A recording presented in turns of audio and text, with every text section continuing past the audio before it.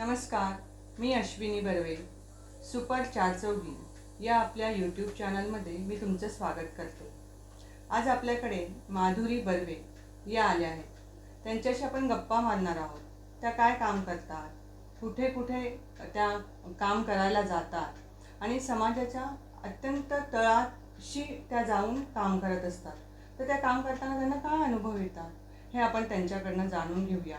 कारण आपल्याला नेहमी असं दिसतं की आपल्या आरोग्याची काळजी वेगवेगळे लोक घेत असतात, परंतु त्यांच्याबद्दल आपण संवेदनशील नसतो.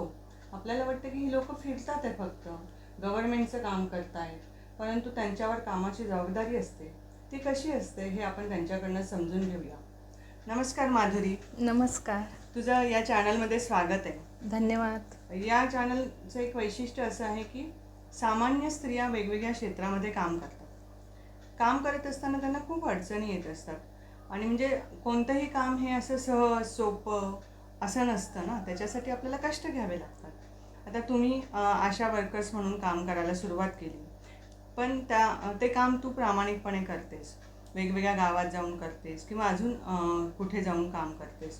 परंतु काम करताना नेहमी आपल्या असं लक्षात येतं की लहानपणचे संस्कार आपल्यासाठी खूप महत्त्वाचे असतात. हो. म्हणजे लहानपणी आपण जे शिकलो असू तेच आपल्या मोठ्या पणाच्या म्हणजे वागणुकीमध्ये परावर्तित होत असतं. तर तुझं लहानपण कसं होतं, कुठे गेलं, तू काय शिकलीस हे आम्हाला सांग. माझं लहानपण कोपरगाव तालुक्यात कुंभारी या गावात गेलं. ते गाव तसं खेडच आहे. बर. तर तिथेच मी लहानाची मोठी झाले.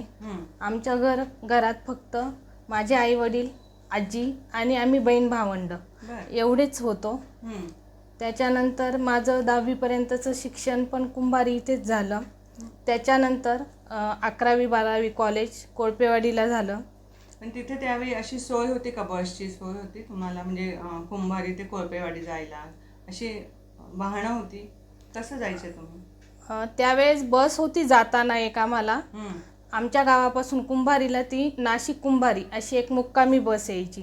तर त्या 7च्या बसने आम्ही जाताना कॉलेजला जायचो. ती जातानाची सोय व्हायची, पण येताना आम्हाला वाहन नसायचं. तेव्हा अशाच प्रायव्हेट जीप किंवा खूप कमी वाहनं होती त्यावेळेस. मग त्यामुळे येण्यासाठी आम्हाला जीप म्हणा किंवा काही ऊसाच्या ट्रक जरी असतील, आमचा कोळपेवाडी ते कोपरगाव 2 कारखाने आहेत तिथं. तर मग त्यावेळेस त्या ऊसाच्या ट्रक असू दे, जीप असू देत किंवा इतर मैत्रिणीचे वडील आले त्यावेळेस तशा 2 व्हीलर पण खूप कमी होत्या. माझ्या या मैत्रिणीचे वडील तेव्हा व्हेटेनरी डॉक्टर होते. तर मग ते जर काही कामानिमित्त आले तर ते थांबायचे आणि मग आम्ही दोघी त्यांच्यासोबत यायचो. असं माझं 11वी-12वी शिक्षण कोळपेवाडीला झालं. पण तसं तुझं लहानपणचं काही आठवतं का की तुमच्या घरामध्ये हे करायलाच पाहिजे असं काही संस्कार होता का, किंवा नाही आपल्या लहानपणी म्हणजे आमच्या असायचं की तुम्हाला पाढे म्हटल्याशिवाय जेवायला मिळायचं नाही किंवा इतक्या वाजता घरात आलंच पाहिजे, असं नेहमी असं असायचं, असं तुमच्याकडे होतं? हो, ते तर होतंच. कारण खेडेगाव होतं आणि गावात राहायचो आम्ही. तिघी बहिणी होतो, म्हणजे मुली होतो. म्हणजे आपले आई वडील आपल्या काळजीपोटीच आपल्याला ते संस्कार किंवा ती बंधनं घालतात की वेळेत घरात आलं पाहिजे. तसं तर शाळा सुटल्यानंतर किंवा कॉलेजनंतर वडिलांनी सांगितलं होतं ते शेतीच करायचे. तर ते शेतात जायचे, संध्याकाळी दूध काढणं हे करून ते साधारण 6च्या आसपास घरी यायचे. तर त्याच्या आत वडिलांना आम्ही घरात लागायचो. थोडंसं जरी इकडे इकडे असलं तरी पण ते विचारायचे की मुली कुठे गेल्या. आईला ते विचारणंच असायचं. त्यामुळे आईचं आम्हाला नेहमी हेच सांगणं होतं की वडील यायच्या आत तुम्ही घरी पाहिजे. आणि त्याप्रमाणे आम्ही पण घरात असायचो. त्याच्यानंतर मग संध्याकाळचं शुभंकरोती असेल, हे असेल, ते सगळंच होतं. मग त्याच्यानंतरच जेवण मिळायचं. पण तू आता 12वीपर्यंत कोळपेवाडीला शिकली, त्याच्या पुढचं शिक्षण कुठे घेतलं? त्याच्या पुढचं शिक्षण कोपरगावला. कोपरगाव तुमच्या गावापासून किती लांब होतं? ते साधारण म्हणजे आता जवळ आहे पण 14-15 किलोमीटर अंतर होतं. तेव्हा लांबचा मार्ग होता. मुर्शदपूर मार्गे आम्हाला कोपरगावला जावं लागायचं. त्यामुळे अंतर ते तसं बरंच होतं. म्हणजे त्यावेळी पण वाहनं नव्हतीच कुंभारी ते वाहनं नव्हती आणि शिवाय म्हणजे सायकलवर जाणं पण शक्य नव्हतं त्यावेळेस, कारण की आजूबाजूनी घरं वस्ती नव्हती आणि वस्ती पण नव्हती आणि खूप मोठी मोठी झाडं असायची, त्यामुळे मुलींना सायकलवर जाणं हे काही शक्यच नव्हतं. त्यामुळे लांबचं अंतर असल्यामुळे. आणि म्हणजे BA पर्यंतचं शिक्षण तू तिथे घेतलं? हो, कोपरगावला SSGM कॉलेजला. आणि मग नंतर BA नंतर काय केलंस? BA नंतर तर मी घरीच होते 1-2 वर्ष. मग त्याच्यानंतर मग मी सुट्टीला म्हणून औरंगाबादला गेले. माझी दोघी आते बहिणी भावंड सगळे औरंगाबादलाच असतात. तर मी सुट्टीला म्हणून गेले. तर माझी एक आते बहीण तेव्हा व्हिडिओकॉन कंपनीत होती औरंगाबादला. तर मग त्यावेळेस अशाच म्हणजे तिथल्या औरंगाबादल्या मुली काय करायच्या की सुट्टी लागली की इंटरव्ह्यू द्यायच्या आणि ट्रेनिंग पिरियडवर तिथे कामाला लागायच्या.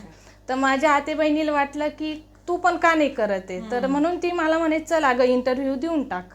म्हणून मी गेले आणि मग इंटरव्ह्यू दिला आणि मग तिथे लगेचच मला कामाला घेतलं. व्हिडिओकॉनमध्ये? हो, व्हिडिओकॉनमध्ये. तिथे काय काम होतं? तिथे टीव्हीचंच जे पार्ट्स बनतात ते PCP असतो त्याच्यावर ते सगळे कॉम्पोनंट जोडायचे, ते काम होतं. पण तुझं असं काही स्वप्न होतं लहानपणी का आपल्याला काय व्हायचं आहे किंवा काय करायचं आहे, असं काही होतं? स्वप्न असं होतं म्हणजे मला नर्सिंगच करायचं होतं. म्हणजे माझी एक आते बहीण दुसरी नर्स आहे, तर म्हणजे मला त्यामुळे एवढं कळत नव्हतं की आपण समाजाची सेवा करणारे ह्या गोष्टी सगळ्या, पण नर्सिंग करावं असं मला वाटत होतं, पण ते काही गोष्टींमुळे नाही शक्य झालं.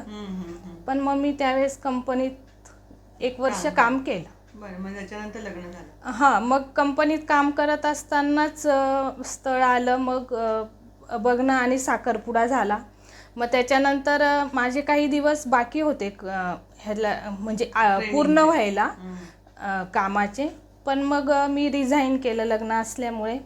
थोडे दिवस बाकी होते, 15-1 दिवस. मग मी ज्या आते बहिणीकडे राहत होते, मग ती म्हणे अगं तुला आईवडिलांजवळ पण थोडंसं राहायला मिळेल, तर ठीक आहे मग 15 दिवस नको करू. मग मी रिझाईन केलं 15 दिवस आधी. मग आता लग्न होऊन इकडे आले, म्हणजे तुझ्या लग्नाच्या वेळी असे काही विचार होते का आपण कोणाशी लग्न करायचं, असं काही तू ठरवलं होतं मनात? नाही, तसं तर काही नव्हतं ठरवलं, कारण वडील म्हणतील तेच करायचं. म्हणजे पहिले असं एवढे विचार करायला पण म्हणजे स्वातंत्र्य होतं तसं, पण आम्हीच म्हणजे आईवडिलांच्या शब्दाबाहेर नव्हतो, त्यामुळे आम्ही असं ठरवलं नाही. माझ्या मोठ्या बहिणीचं पण लग्न झालं होतं, तिने पण म्हणजे वडिलांनी सांगितलं त्याप्रमाणेच केलं. आणि आपले आईवडील नेहमी आपल्या चांगल्याचाच विचार करतात, त्यामुळे मग असं काही ठरवलं नव्हतं. हे स्थळ आलं, मग वडिलांना योग्य वाटलं, मग झालं लग्न. मग लग्न झाल्यानंतर तू हे काम स्वीकारलं का? तू कोणतं काम करते ते पण आम्हाला सांग. हे काम तू आशा वर्कर्स म्हणून किंवा जे अंगणवाडी सेविका म्हणून हे जे काम करते ते कसं मिळालं तुला? ते कामापर्यंत तू कशी पोहोचली? म्हणजे तुला काम करण्याची इच्छा होतीच का लग्न झाल्यानंतर? हो, लग्नानंतर म्हणजे मी आधी कंपनीत नोकरी करत होते, त्यामुळे मला पैसे कमावण्याची सवय लागली होती. आणि थोडे का असेना पण ते आपले हक्काचे पैसे असतात की जे आपण आपल्या मनाप्रमाणे खर्च करू शकतो, त्यामुळे मला ती सवय लागलेली होती. त्यामुळे मला असं वाटत होतं की आपण घरात न बसता काहीतरी करावं, पण इथेही खेडेगाव होतं त्यामुळे काय करावं, तर शिवणकाम हे ते बऱ्याच घराघरांमध्ये असतं आणि त्यामध्ये मला विशेष आवड पण नव्हती. त्यामुळे मग असंच लग्न झाल्यानंतर मुलगा झाला, त्याच्यानंतर त्याचं लसीकरण चालू होतं म्हणजे डोस. तर मग असाच तो 9 महिन्याचा पूर्ण झाला आणि मग मी त्याला लसीकरणाला घेऊन गेले. मग त्यावेळेस त्याचा डोस देऊन झाला, त्यावेळेसच हे आशा स्वयंसेविका ही नवीन योजना सुरू होणार होती 2009मध्ये. तर मग मी गेले, त्याचा डोस झाला. मग आमच्याच गावातल्या अंगणवाडी कार्यकर्ती सुनंदा डोंगरे, तर त्या तिथे होत्या. त्यावेळेस लसीकरणासाठी अंगणवाडीच्या ताई असायच्या, कारण त्यांच्याकडेच जन्मापासून 0 ते 6 वर्षापर्यंतचे बालकांची सगळी नोंद असते. पहिलीच शाळेत मूल जायच्या आधी अंगणवाडीकडे ती नोंद असते. तर मग त्या कार्यक्षेत्रातल्या मुलांचं लसीकरण करून घेणं ही जबाबदारी त्यावेळेस अंगणवाडीकडेच असावी. त्यामुळे त्या तिथे हजर होत्या. मग ज्या आमच्या पवार सिस्टर होत्या तेव्हा तिथे कोठुरेला बदली, म्हणजे त्यांची बदली होती, त्या कोठुरेला होत्या. तर मग त्यांना विचारलं गेलं की, म्हणजे त्यांना विचारलं सिस्टरांनी की तुमच्या ओळखीतले अशा असतील कोणी तर सांगा. आणि मी गेले योगायोगाने तिथे डोससाठी मुलाला घेऊन. तर मग त्या म्हटल्या की ही करेल ना म्हणे, काय हरकत आहे, का गं करशील ना माधुरी. तर मी म्हटलं काय करायचं आहे असं. तर मग म्हणे अशी अशी जागा आहे, असं असं काम असणार आहे आणि तू अर्ज कर. तर मग मी तिथे म्हटलं ठीक आहे, मी घरी विचारते. मग मी घरी आल्यानंतर माझ्या सासूबाईंना विचारलं. तर म्हटलं असं असं आहे आई, तर काय करायचं, करू का मी. तर त्या म्हणे तुला जर करण्याची इच्छा असेल तर तू करू शकते, भर म्हणे अर्ज, करून तर बघ. तर मग मी म्हटलं ठीक आहे. मग माझे सगळे डॉक्युमेंट्स होतेच, मग त्याप्रमाणे मी अर्ज केला. आणि मग त्याच्यानंतर लगेचच मला 2009मध्ये ऑर्डर पण मिळाली आशा स्वयंसेविका कामासाठी. अच्छा, म्हणजे त्याच्यात इंटरव्ह्यू वगैरे असं काही नसतं? नाही, होता इंटरव्ह्यू झाला आमचा तालुक्याला, TM ऑफिसला, म्हणजे पंचायत समितीला. तिथे काय विचारतात? तिथे असंच तुम्हाला कामाची आवड आहे का, तुम्ही याच्या आधी कुठे काम केले का. त्यावेळेस आमचे THO सर सवई सर होते आणि त्यावेळेस आमच्या म्हणजे पवार सिस्टरांनीच असं केलं होतं की 5 जागा भरायच्या होत्या. 5000 लोकसंख्या होती साधारण गावाची, 1000 लोकसंख्येला एक आशा स्वयंसेविका असं ठरलेलं होतं. तर त्यांनी जास्त अर्ज न घेता त्यांनी असं थोड्याशाच म्हणजे 5च जागा निवडल्या की ज्या व्यवस्थित काम करतील. त्यामुळे असं खूप त्रास नाही झाला. मग 5 जणींचा एरिया पण वाटून दिला, तुम्ही ज्या ज्या भागात राहता तोच भाग तुम्हाला मिळेल. आणि कामाचं स्वरूप पण सांगितलं, साधारण काय फक्त मासिक मीटिंगला जर तुम्ही हजर राहिले तर तुम्हाला 150 रुपये मिळणार. आणि त्याच्यानंतर तुम्ही डिलेवरीची म्हणजे केसेस घेऊन गेल्या तर तुम्हाला 200 रुपये मिळणार. असं खूप कमी मानधन होतं. एवढं असं थोड्याशाच गोष्टी त्यावेळेस सांगितल्या होत्या. आणि त्याप्रमाणे मग आम्ही पण कामाला तयार झालो. आणि मग फोन आला आम्हाला, सिस्टरांनीच सांगितलं की असं असं पंचायत समितीला बोलावलं आहे तुम्हाला, तुम्हाला ऑर्डर देणार आहेत. म्हणून मग आम्ही आलो. मग इथे आमचे इंटरव्ह्यू झाले आणि मग आम्हाला ऑर्डर मिळाली 2009मध्ये. तुमच्या कामाचं स्वरूप काय होतं? सुरुवातीला काय म्हणून तू लागली? सुरुवातीला मी लागले ते आशा स्वयंसेविका मिळूनच. हा प्रोग्राम केंद्र शासनाचा होता, म्हणजे आज केंद्र शासनाचाच प्रोग्राम आहे हा. आणि त्यावेळेस शासनाचा मूळ उद्देश होता की बालमृत्यू आणि मातामृत्यू कमी करणे. तर त्याच्यासाठी आशा स्वयंसेविकांची निवड झाली होती. आणि सुरुवातीला तर तेच ध्येय होतं की गरोदर माता लवकरात लवकर शोधणे, म्हणजे 12 आठवड्याच्या आत तिची नोंदणी करणे. म्हणजे 12 आठवड्याच्या आत लवकरात लवकर तिची नोंदणी झाली की तिला आरोग्य सेवा आपल्याला जास्तीत जास्त देता येतात. तिच्या सगळ्या भेटी पूर्ण होतात, तिचं वजन, HB सगळंच केलं जातं, सोनोग्राफी होतात. आणि मग त्या सगळ्या सेवा दिल्यानंतर जे पोटात बाळ असतं त्याचं पण वजन व्यवस्थित वाढतं आणि पर्यायाने बालमृत्यू कमी होतात. आणि HBचंही प्रमाण चांगलं असल्याने मातामृत्यू पण कमी होतात. तर हाच मूळ NRHMचा उद्देश होता आणि त्याच ह्याच्यात आम्हाला घेतलं होतं. पण एका स्वयंसेविकेकडे किती घर असतात किंवा किती एरिया असतो असं काही होतं? हो, साधारण त्यावेळेस तर 1 ते 1,500 लोकसंख्या. हो, आणि त्यामध्ये घरांची संख्या मग 250-300, 350 पर्यंत पण असते. कारण एका घरामध्ये 5 माणसं, कधी 8 हो हो हो तसं. आणि मग तुम्ही दररोज प्रत्येक घराला भेट द्यायची की कसं असायचं तुमचं? त्यावेळेस तर तसंच, म्हणजे रोज तर प्रत्येक घराला भेट देणं शक्यच नाही आहे, पण रोज 20 ते 25 घरं तरी करायची सिरियल वाईज. मग आणि त्याचा म्हणजे डाटा पण तयार करावा लागायचा? हो हो, डाटा तर होताच. म्हणजे सुरुवातीला ज्यावेळेस आम्ही लागलो त्यावेळेस तर कुटुंब सर्वे म्हणजे तुमच्या कार्यक्षेत्रातले जेवढे तुमचे कुटुंब आहेत त्यांची सर्व माहिती घ्यायची. त्यांचं नाव, वय, मोबाईल नंबर, ह्या गोष्टी सगळं होतं. तर त्यावेळेस तर आम्ही असे एकदम साधे रजिस्टर घेतले दुकानातून विकत आणि त्याच्यावरच आम्हाला समजेल तसे कॉलम केले आणि मग ते रजिस्टर घेऊन प्रत्येक घरोघरी गेलो सुरुवातीला. तर त्यावेळेस लोकांना आशा स्वयंसेविका माहितीच नव्हत्या, किंवा मग वही जरी आमच्या हातातली घेतली तर हे काय, हे तर काय कोणी घेईल आणि कोणी माहिती लिहिल, असं काहींचं म्हणणं होतं. काही लोकांचा प्रतिसाद खूप चांगला होता, ते माहिती देत होते, काही लोक ओळखत होते, आणि काही लोक मात्र काही जण तर माहिती द्यायला पण नकार द्यायचे. पण मग अशा काही गोष्टी सोडून आम्ही आमचं काम करत राहिलो. तुमच्याकडे असं ओळखपत्र नव्हतं? सुरुवातीला तर नव्हतं. नंतर मग आम्हाला युनिफॉर्म आले. मग आमच्या ज्या सुपरवायझर होत्या त्यांनीच अगदी आम्हाला घरपोच युनिफॉर्म आणून दिले, एक साडी होती ती. त्याच्यानंतर ओळखपत्र आले. मग त्याच्यानंतर थोडं म्हणजे लोकांना माहिती होत गेली की आहे बुवा अशा स्वयंसेविका योजना सुरू झाली आहे, आणि ह्या आता आरोग्याच्या क्षेत्रात काम करताय. मग त्याच्यानंतर पल्स पोलिओ मध्ये आम्ही काम करायला लागलो. मग असंच कामं वाढत गेली हळूहळू. परंतु याचं तुम्हाला मानधन मिळत होतं का तुम्हाला केसनुसारच नाही, पैसे मिळायचे? मानधन तर केसनुसारच होतं, आणि ते केसला पण खूप निकष होते. जर हे मानधन सगळ्याच मातांचं नव्हतं. ज्या जाती जमातीच्या किंवा BPL card, pure ration card असलेल्या माता असतील, त्याच मातांना प्रसूतीसाठी सरकारी दवाखान्यातच डिलेव्हरीसाठी न्यायचं. म्हणजे ते उपकेंद्र असू द्या, निफाड SDH असू दे, किंवा नाशिक सिव्हिल असू दे, त्यांना त्याच मातांना न्यायचं डिलेव्हरीसाठी. आणि त्यांची डिलेव्हरी झाल्यानंतर त्यांच्याकडे जर ते कागदपत्र असतील, म्हणजे त्यांना पण तेव्हा त्याचा लाभ असतो 700 रुपये डिलेव्हरीचा. तर मग तिचं पण बँक अकाउंट पाहिजे, त्याच्यासाठी तिचं आधार कार्ड पाहिजे, तिचं आपल्या आरोग्य केंद्रात नोंदणी झालेली पाहिजे, तिचं ते MCP कार्ड पूर्ण पाहिजे.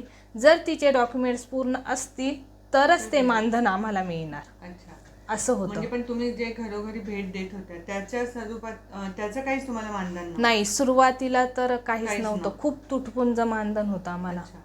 आणि मग नंतर हळूहळू कशी प्रगती झाली तुमची? नंतर मग हळूहळू नवीन एक योजना येत गेली. मग त्याच बरोबर मानधन पण वाढत गेलं थोडं असं, आणि मग सगळंच सुरू झालं. मग नंतर एक योजना येतच गेल्या.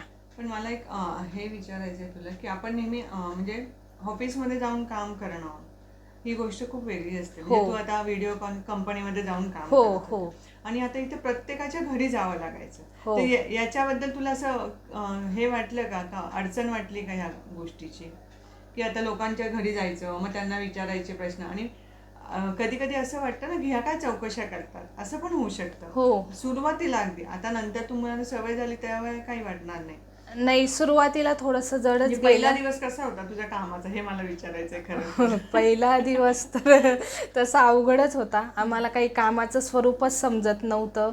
त्याच्यानंतर जे बालकांचं लसीकरण असतं त्याच्या याद्या काढणं असेल, किंवा गरोदर माता असेल, बालकांच्या लसीकरणात पण अंतर ठेवावं लागतं. कमीत कमी पहिला, दुसरा, तिसरा डोस असतो, त्यात 28 दिवसाचं अंतर असतं. ह्या काही गोष्टी आम्हाला सुरुवातीला माहितीच नव्हत्या. आम्ही आपलं लसीकरण आहे म्हटलं की सगळ्यांनाच सांगायचो सुरुवातीला अगदी.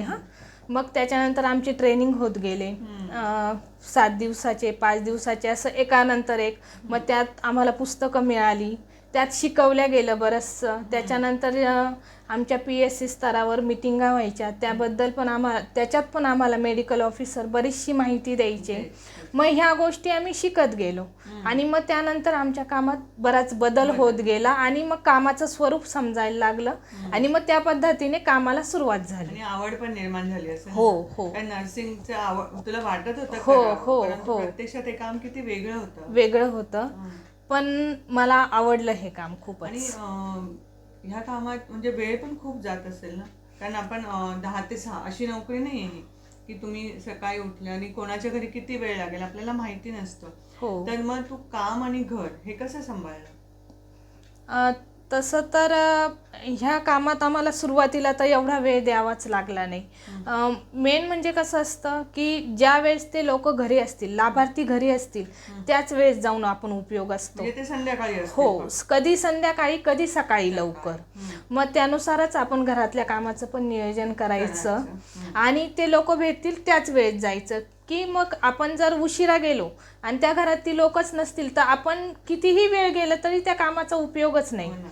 त्यामुळे मग आम्ही सकाळच्या वेळात किंवा संध्याकाळच्या वेळात जाऊनच कामं करायचं, कारण माझा जो भाग होता तो सगळा जातच जमातीचा होता.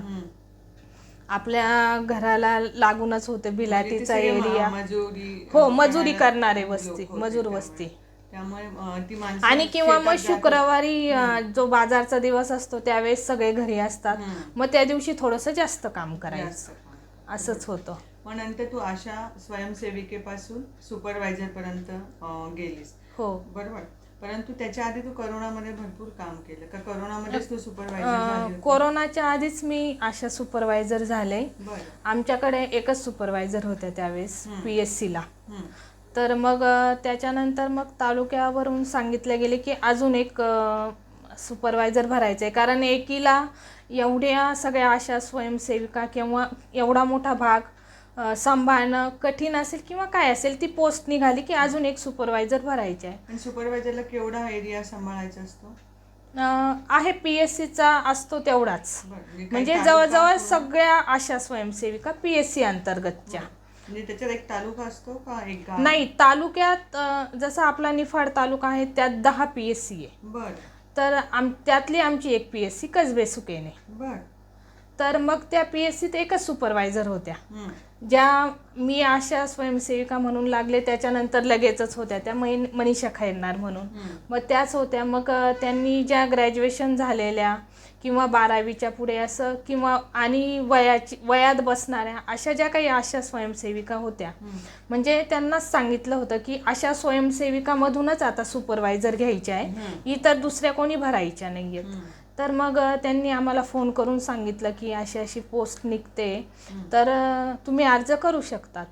म्हणून मग अर्ज मी केला आणि मग त्याच्यानंतर मग आमचा परत पंचायत समितीलाच इंटरव्ह्यू झाला आणि त्यातून मला अशा सुपरवायझरची ऑर्डर 2017 जानेवारीमध्ये मिळाली. म्हणजे 2009 ते 2017 तुम्ही पूर्ण आशा स्वयंसेविका म्हणूनच काम केलं. 2017 नंतर लगेचच कोरोना आला. हो, 2017 मला सुपरवायझरची पोस्ट मिळाली. मग त्याच्यानंतर मग PSC स्तरावर काम सुरू झालं. त्याच्या आधी मी माझं काम करून मोकळं होत होते, पण आता कामाचं स्वरूप वेगळं होतं, दुसऱ्यांकडून काम करून घ्यायचं होतं, अशा स्वयंसेविकांकडून. त्यात मी त्यांच्यातलीच असल्यामुळे मग जरा जड जायचं की कसं बोलणार, कसं सांगणार असं.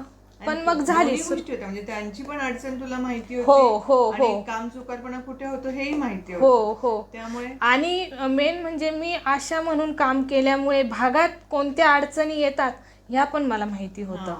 पण साधारण काय अडचणी असू शकतात एखाद्या भागात? अडचणी असू शकतात म्हणजे लाभार्थी ऐकत नाही.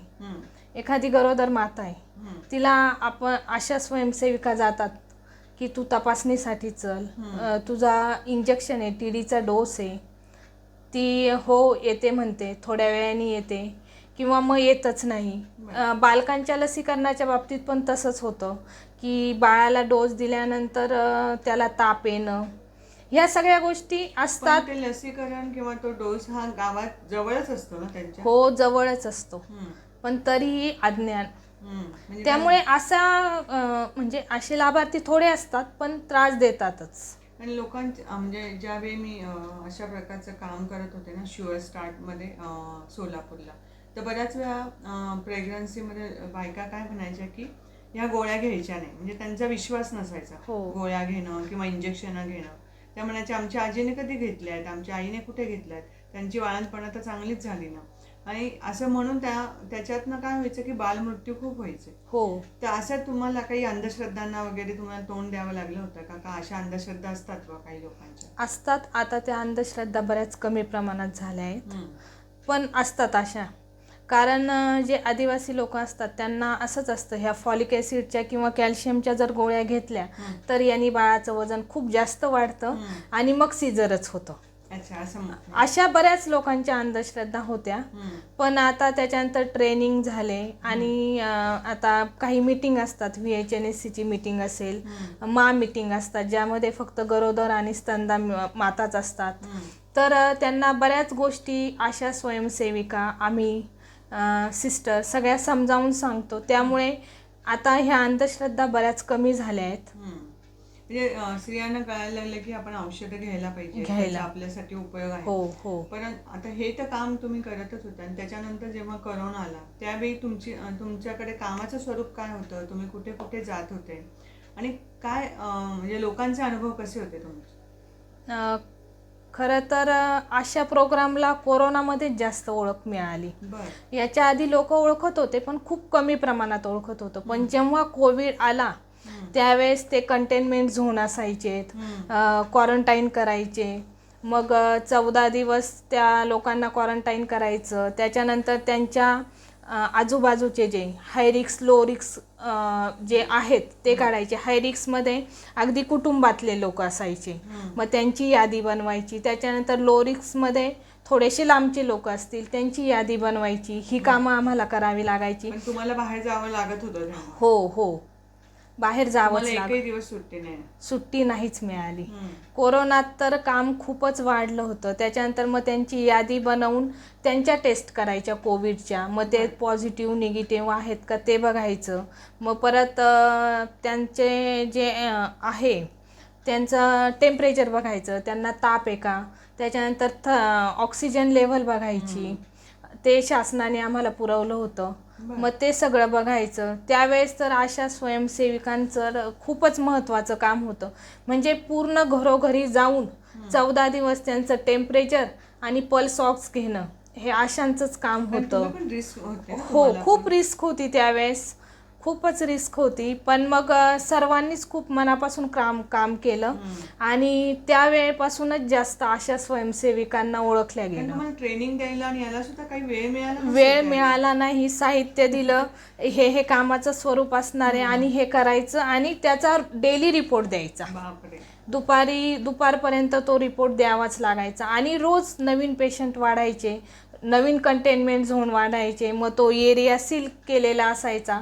पण मग तिथे जाऊन त्या लाभार्थ्यांचं टेम्परेचर आणि हे पल्स ऑक्सनी त्यांची ऑक्सिजन लेव्हल तपासणं हे काम करावंच लागायचं.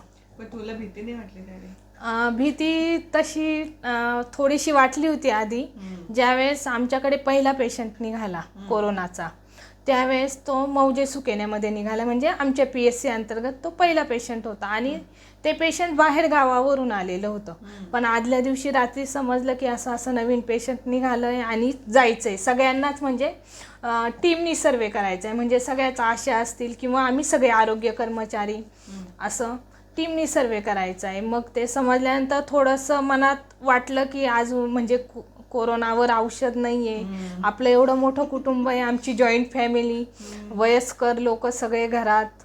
तर त्यावेळेस पहिल्या दिवशी मला थोडंसं वाटलं घरातून निघताना. पण तिथे गेल्यानंतर आम्ही सगळे सोबत होतो. मग नंतर गेल्यानंतर मग एवढं काही वाटलं नाही. सगळेच आमचे तालुक्याचे सर आले, सगळंच म्हणजे कामाचं स्वरूप समजलं, सगळेच जण एकत्र होतो त्यामुळे मग काही वाटलं नाही. आणि मग झाली कामाला सुरुवात. मग त्याच्यानंतर एकानंतर एक पेशंट निघतच गेले. पण तुम्ही घरोघरी जात होत्या आणि हे होत होतं तर लोकांनी तुम्हाला नाकारलं पण का? म्हणजे तुम्ही आमच्याकडे येऊ नका, तुम्ही लोकांकडे जातात, मग आम्हाला इन्फेक्शन होईल असं कधी झालं का? हे पण होतं. होत भरपूर की तुम्ही ह्यांच्या घरी जाऊन आल्या आहे, मग तिकडे बाहेरगावावरून आले लोक आहे किंवा ते कोविडचं पेशंट आहे.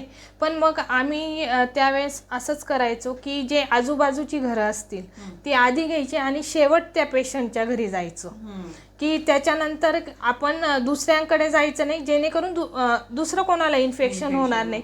ही काळजी तर आपण घेतोच, पण तरी पण काही लोकांचं असतंच की आम्ही खूप वेळा अशा बातम्यांमध्ये ऐकायचो की त्यांच्यावर काही ठिकाणी दगड फेकले की तुम्ही यायचं नाही, गावामध्ये त्यांना बंदी केली. म्हणजे ते लोकांसाठी म्हणून तुम्ही जात होत्या, परंतु काही गावांनी त्यांनाच बंदी करायचा प्रयत्न केला. तर हे चुकीचं होतं ना? चुकीचं होतं, पण त्यावेळेस लस नव्हती आणि लोकांची मानसिकता आपण बदलू शकतच नाही. त्यामुळे पण असं झालं. पण आता गेली 15 वर्ष तू ह्या क्षेत्रामध्ये काम करते, तर तुला लोकांमध्ये काही बदल झालेले जाणवले का, चांगले वाईट? की पूर्वी अजिबातच विश्वास नव्हता किंवा गोळ्या औषधं घेत नव्हती लोक, तुम्ही सांगून सुद्धा, आणि आता आपणहून गोळ्या औषधं घ्यायला येतात किंवा हक्काने मागून घेतात किंवा असं काही झालं का तुम्ही? हो, झाला बदल. सुरुवातीला काम करणं खूपच कठीण होतं. त्यावेळेस लोकांमध्ये जागरूकताच नव्हती, त्यांना माहिती नव्हती. पण आता कसं टी व्हीवर पण बऱ्याचशा गोष्टी दाखवल्या जातात, मोबाईल आले, त्याच्यानंतर अशा स्वयंसेविका घरोघरी जातात आणि नवीन नवीन उपक्रम येतात, नवीन नवीन योजना येतात, त्याची माहिती लोकांपर्यंत पोहोचवली जाते. त्यामुळे आता लोक खूप जागरूक झालेत. किती छान. परंतु मला नेहमी असा प्रश्न पडतो की तुम्ही लोकांपर्यंत काम करतात, परंतु म्हणजे तुमच्या काय अपेक्षा आहे लोकांकडून, की तुम्ही आमच्याशी कसं वागलं पाहिजे? असं कधी होतं का की कधी कधी खूप चांगले अनुभव येतात आणि कधी एकदम वाईट अनुभव येतात? म्हणजे आता एकटी स्त्री जेव्हा एखाद्या घरामध्ये जाते तर तिला असं म्हणतात की तुमचं काय काम आहे, तुमच्याकडे आय कार्ड नाही, मग तुम्ही हे करत नाही, मग तुम्ही ते करत नाही, तुम्ही आम्हाला, असं काही होतं? असं होतं काही, पण कमी प्रमाणात होतं. आता तर सगळेच जण ओळखतात, आम्हाला पण ओळखतात, आशाताईंना पण ओळखतात. आशाताई तर त्याच गावातले असते, त्यांच्यासोबत आम्ही लसीकरणाला असतोच. म्हणजे त्या गावामध्ये आम्ही लसीकरण असू द्या किंवा जे 0 ते 42 दिवसापर्यंतची बाळं असतात त्यांची HbA1c व्हिजिट असते. त्याच्यानंतर 15 महिन्यापर्यंत जे बाळं असतात त्यांची HbA1c व्हिजिट असते. त्याच्यानंतर कोविडमध्ये जे लसीकरण झालं ते आम्ही प्रत्येक गावागावामध्ये जाऊन केलं. त्या लसीकरणाच्या वेळेस ऑनलाईन एंट्री होत्या, त्यावेळेस आम्ही असायचो मदतीला. त्यामुळे जे आमची गावं आहेत त्यातले बरेचसे लोक आम्हाला पण ओळखतात, आशाताईंना पण चांगल्या प्रकारे ओळखतात. त्यामुळे तशा विशेष अडचणी येत नाही. काही ठिकाणी तर खूपच चांगलं वागणूक मिळते. गेलो आपण, माहिती सांगितली की त्यांना आवडतं. काही गोष्टी कितीही सुशिक्षित असले आणि कितीही शिकलेले असले तरी पण ज्या आरोग्याच्या ह्याच्यातल्या किंवा ज्या महत्त्वाच्या काही गोष्टी असतात त्या खूप लोकांना माहितीच नसतात. ज्या आम्हाला ट्रेनिंग स्वरूपात शिकवल्या जातात किंवा माहिती मिळते ती आम्ही लोकांपर्यंत पोहोचवली की त्यांना छान वाटतं, बरं वाटतं की ह्यांनी खूप चांगली माहिती दिली. मग ते म्हणतं अगदी की परत या बरं का. अगदी आणि काही लोकांची मानसिकता नसते ऐकण्याची, पण ते आता खूप कमी प्रमाणे. तुम्ही म्हणजे गर्भार मातांचं काम करतात, छोट्या लहान मुलांचं करतात, अजून किशोरी मुलींसाठी पण, किशोरवयीन मुलींसाठी पण असतं. किशोरवयीन मुलींसाठी पण अशा स्वयंसेविका मीटिंग आयोजित करतात. त्यांना मासिक पाळीविषयी, त्याच्यानंतर आहाराविषयी मार्गदर्शन केलं जातं. ह्या सगळ्या गोष्टी आहेत. त्याच्यानंतर जे प्रौढ असतील म्हणजे गावातले सगळेच ग्रामस्थ, त्यांच्यासाठी एक VHNSCची मीटिंग असते. त्याच्यामध्ये पण आरोग्याविषयी सगळ्या माहिती दिली जाते. त्याच्यानंतर जे आपले साथीचे आजार असतात, मलेरिया, डेंग्यू, हे ते, मग ते जे आपली पाण्याची भांडी असतात ती उघडी ठेवू नये, किंवा मग टायर हे असतं करवंट्या आहे तर त्यात पाणी साचू देऊ नये, त्यात कसे डास होतात आणि मग डेंग्यू मलेरिया कसा पसरतो, त्यानंतर आपल्याला किती खर्च येतो किंवा मग जीवाला पण मुकावं लागतं, ही सगळी माहिती त्याच्यातून दिली जाते. त्याच्यानंतर आता नवीन नवीन खूप योजना आल्या आहेत. आता त्याच्यानंतर NCD आलं आहे, त्याच्यामध्ये असंसर्गित आजार, त्याच्यात BP, शुगर आणि कॅन्सर ह्यासारखे आजार आहे. म्हणजे आधी जो अशा प्रोग्राम होता तो फक्त बालमृत्यू, मातामृत्यू कमी करणे हाच उद्देश होता आणि ते घेऊनच तो म्हणजे त्यावेळेस त्या कामाचं स्वरूप तेच होतं. पण आता खूप वाढलं आहे. म्हणजे अगदी आता जन्मापासून तर मृत्यूपर्यंत सगळं वयोवृद्धांपर्यंत सगळीच काळजी ह्या कार्यक्रमात घ्यावी लागते आणि ते सगळं काम करावंच लागतं. आवडीने ते काम. हो. छान. म्हणजे मला हे खूप जेव्हा मी तुला भेटते त्यावेळी मला नेहमी असं वाटतं की तुझं प्रत्येकाशी एक छान नातं आहे की, आणि तुझ्या कामावर तुझं खूप प्रेम आहे. कधी पण की कामाला जाताना एकदम तू खुश असते, लोकांना भेटायला खुश असते, तुझं संवाद कौशल्य छान आहे, त्यामुळे लोक तुझ्याशी जोडली पण गेलेली आहेत. तर हे सगळं बघताना मला खूप मस्त वाटायचं आणि आनंद पण वाटायचा की एक म्हणजे तरुण मुलगी काहीतरी छान काम करते, याचं पण मला खूप कौतुक वाटायचं. परंतु आता तुला असं अजून काय करावंसं वाटतं, किंवा या क्षेत्रामध्ये जेव्हा मुली येतात किंवा बाहेर जाऊन मुली जेव्हा काम करतात तर त्या मुलींना तू काय सांगशील? मला हे क्षेत्र तर खूपच आवडतं. म्हणजे मी आहे त्या कामात खूपच खुश आहे. आणि मुली पण आताच्या मुली तर बऱ्याचशा मुली मेडिकल फील्डमध्ये जातातच. तर करावं त्यांनी. मला तर म्हणजे आरोग्य आणि काम कसं सांभाळावं असं खूप जणांना असं वाटतं की बापरे, आमच्या घरात तर एवढी कामं आहे. तू तर खरं एकत्र कुटुंबामधून आली आहे. मुलगा छोटासा होता, आता मुलगा कॉलेजमध्ये जातो, म्हणजे इतकी वर्ष तू मुलाला लहानाचं मोठं करून सुद्धा तू काम करतेच आहे. पण लोकांना नेमकी हीच अडचण वाटते की एकत्र कुटुंबात राहतो आम्ही, मग आम्ही कसं करणार असं पण वाटतं. तर तू त्यांना काय सांगशील? तसं तर मला एकत्र कुटुंबात काहीच अडचण आली नाही. माझ्या सासूबाई खूप समजूतदार, म्हणजे मुलाला पण सांभाळून घेणं आणि आपल्याला होईल तेवढं काम तर आपण करूनच जातो की नको. पण मग जरी काही राहिलं असेल तर माझ्या सासूबाईंनी कधी कटकट केली नाही का ही हे काम सोडून गेली आहे आणि मग तिच्या नावचं काम ते तसंच ठेवू, असं तर कधीच झालं नाही. आणि आल्यानंतर तर परत आपण आपलं काम करतच असतो. त्यामुळे मी घरातलंही काम तेवढंच प्रामाणिकपणे केलं आणि माझंही काम तेवढंच प्रामाणिकपणे केलं. खूप छान. मैत्रिणींनो, नवीन क्षेत्राची ओळख करून घेताना आपल्याला माधुरीने अनेक गोष्टी सांगितल्या. किती कष्टाने ह्या सगळ्या मुली काम करत असतात, आपल्या घरापर्यंत पोहोचत असतात आणि मुख्य म्हणजे महत्त्वाची माहिती आपल्याला ते सांगत असतात. आरोग्याबद्दल आपण इतकं सजग नसतो. आपण डायरेक्ट डॉक्टरकडे जातो आणि त्याला ही औषधं आम्हाला पाहिजे किंवा मेडिकलमध्ये जाऊन आपण औषधं खरेदी करतो. परंतु त्या रोगाची संपूर्ण माहिती घेणं, त्या रोगाबद्दलचे समज आपण समजून घेणं, ही सगळी आपली काळाची गरज आहे. अशाच वेगवेगळ्या मैत्रिणींना भेटण्यासाठी तुम्ही या चॅनलवर नक्की या. या चॅनलला लाईक करा, सबस्क्राईब करा. धन्यवाद.